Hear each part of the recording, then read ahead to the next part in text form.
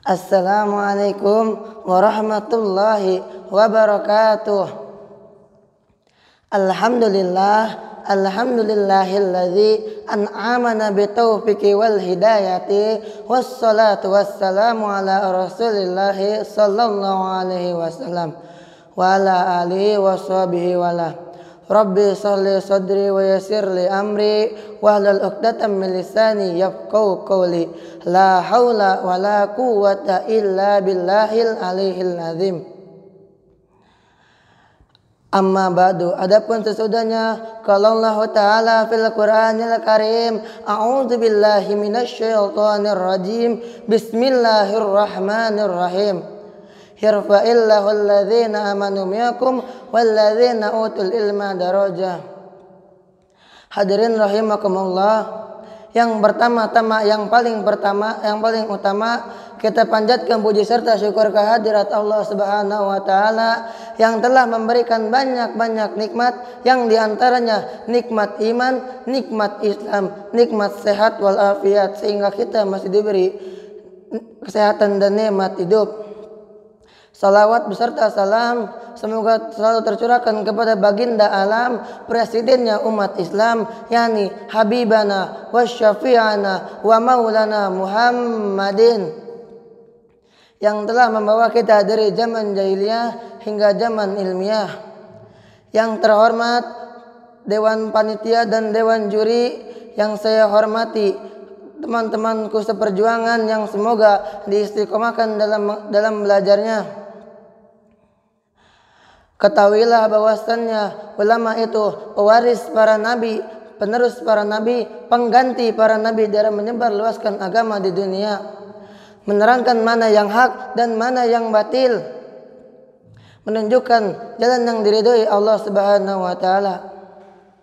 Bandingkanlah sejarah bangsa Arab sebelum dan sesudah ada ulama. Sebelum ada ulama, bangsa Arab terkenal dengan zaman jahiliyah yang dimana bahwasannya anak perempuan mesti dibunuh.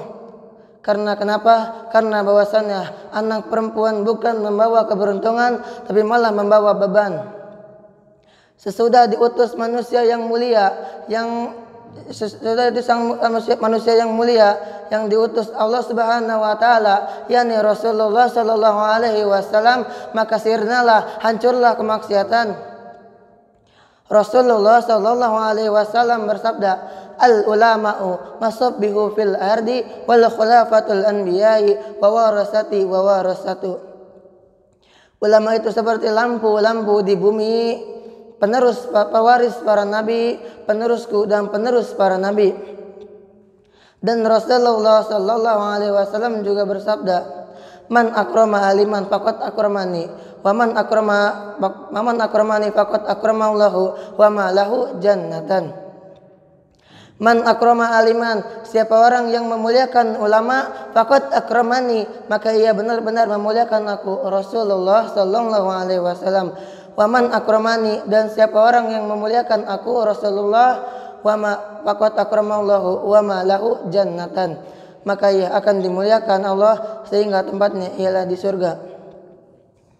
Dengan memahami hadis-hadis yang saya bacakan, bahwasannya ulama atau orang berilmu itu penting bagi umat Islam. Karena kenapa? Karena ulama dapat menunjukkan mana yang tercela dan mana yang terpuji. Karena itu juga tugas utama dari ulama, yaitu amar ma'ruf nahi munkar. Demikianlah secara populer kita memahami tugas para ulama, karena ulama lah pewaris para nabi yang merasa bertanggung jawab kepada Allah Subhanahu wa taala, dan ulama lah hamba yang paling takut kepada Allah Subhanahu wa taala. Allah berfirman, innama yakhsyallaha min ibadihil ulama innallaha azizul ghafur. Sesungguhnya ulama yang paling takut kepada Allah di antara hamba-hambanya. Sesungguhnya Allah Maha Perkasa lagi Maha Pengampun. Dikatakan di dalam hadis, tegaknya bumi ini karena 4 sendi. Yang pertama, ilmunya para ulama. Jika bukan karena ilmunya para ulama, maka niscaya binasalah, lenyaplah orang-orang bodoh. Yang kedua, keadilan orang-orang pemerintah.